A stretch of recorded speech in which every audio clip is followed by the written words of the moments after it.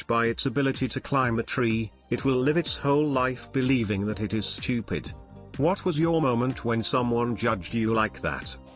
Once at my workplace, I asked for help to open a box because I really couldn't open it. This one girl I worked with looked at me with disgust and didn't help me. She later talked shit about me and said I'm fucking stupid. I was born with polydactyly and they cut off my 2 extra fingers and fixed a lot of stuff. I can't use all my fingers properly. By the way, fuck you Sarah. Edit. Wow, I never thought that a comment about calling out Sarah's bullshit would be my most upvoted one, nor that it would blow up like that. Thank you, kind strangers. I see it all the time in the army based on fitness test scores, or even perceived fitness test scores.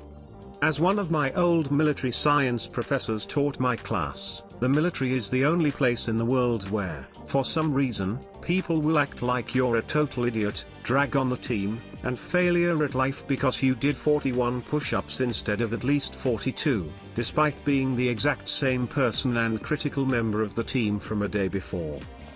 I'm autistic, so just take your pick from half of my everyday interactions with people. Remembering people's names. I'm great at remembering faces and things about people, except for their names. People think I'm inconsiderate, when in fact I just can't remember names half the time. It doesn't help that I can remember massive amounts of dumb trivia and school material, but just not the names of people I meet. I worked as a private groom for a family whose previous groom was a world-class groomer and had worked for some of the world's best horse riders. I was constantly being compared to her with everything I did when they full well knew I was fresh out of college and only an apprenticeship under my belt. I was happy to leave there. USMC judges you on your ability to run. No matter how good or bad you are at anything, if you can run fast, you are presumed better at everything. It overcomes crimes, mental retardation, and absolute stupidity. My grade school teacher said my handwriting was so bad I must think I was training to be a doctor. Now I am one. I used to play a lot of poker on my phone but never with real people. At one point I was up well over $1 million. Edit, not real money. One day I went to a convention and there was a charity poker game. Since a lot of time on the phone the computer gives you your options and so on, I was excruciatingly awkward and came across as a bumbling idiot who didn't know what he was doing. This wasn't intentional but it did work in my favor. I won a nice tablet that night. One teacher was intent on holding me back the first year in school, kindergarten/elementary, age 5, because I sucked at arts and crafts. The next year they let me skip a grade cause I already knew how to read and write, which I taught myself a year prior. They just didn't test it at the time and it wasn't part of the curriculum the first year. In high school I was really good at debate and aced all my government classes. However, I had to take a pottery class for an art credit. I sucked. Hardcore. My vase looked like some bees had taken crack before they built their hive. The teacher legitimately thought I was special needs. 2 years later I was working retail to help put myself through college. I ran into the teacher one day.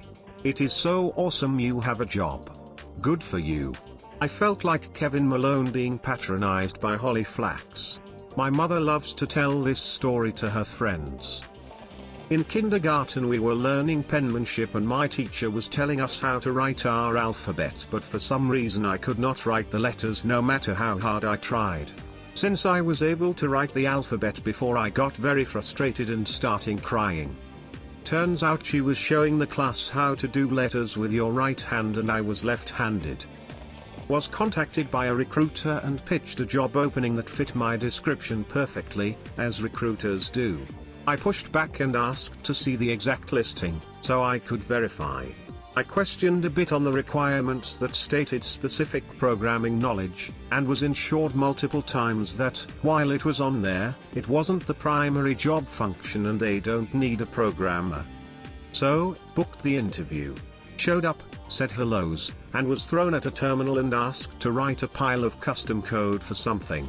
Had to politely explain that I was assured multiple times by the recruiter that this wasn't a programming position, and was told to just give it a shot anyway since you're already here. Like, you're looking for a programmer and you're so hard up that you'd waste your time interviewing someone who's just told you that they don't program at all? One of the interviewers was their lead programmer, and she was extremely petulant toward me for wasting their time. It was quite the experience. When I get introduced to a new person, but I'm not part of the conversation, I just sit and wait. Then I get told, "Oh, you're really quiet, huh?" No, I just didn't want to interrupt, but playing sports growing up I would make these comically bad errors. The ball would hit me directly in the face or I would swing at a pitch way too late. Everyone gave me shit, even the coaches and parents. I kept playing because I enjoyed being active and around my friends, but I never understood why no matter how much I practiced I struggled with basic things that everyone else could do without thinking. I go to the eye doctor as an adult, and he tells me that I have a condition in one of my eyes that means I don't have binocular vision and as a result of very poor depth perception. It's physically impossible for me to track a moving object in space like everyone else. I am very dyslexic. It results in me having the spelling and grammar of a middle schooler, plus it makes me have trouble hearing similar sounding words. Letters and phonic sounds don't always connect to the idea they represent in my head. I read/listen to the overall idea and not the individual letters. As a result, school was a very mixed bag. I had to be very hardworking to compensate for the disability. I became very good at working with people, I learned to plan ahead because I can't do things last minute, and developed a strong logic skill set. The problem is that many teachers thought I was lazy because I would describe what I thought while the other person wrote it down, etc. In college, the department head of chemistry is the teacher that fully understands who I am as an academic student. He thought it was hilarious that I had the highest lab grade while the low end of the class portion. Apparently it caused heated discussions as to why the only non-pre-med was doing so much better than the pre-med students in laboratory classes. I think he was the only teacher that appreciated that I was good at working with people and terrible at writing papers for classes.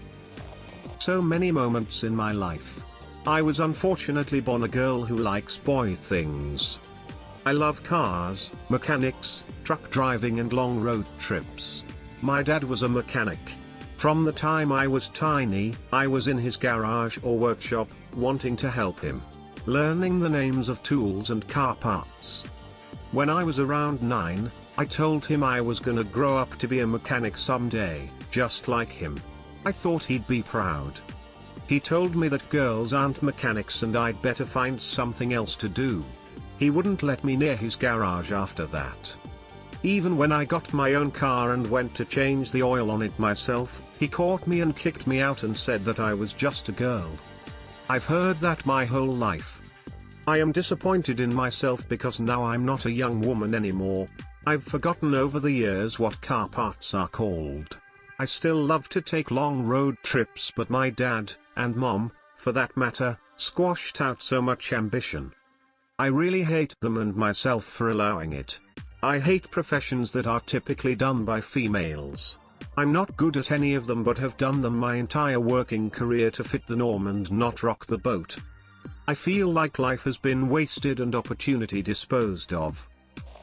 I only expressed interest in a few things when I was a kid: cooking, making games. My parents told me they were bad careers and made me play soccer and do scouts and other things I hated.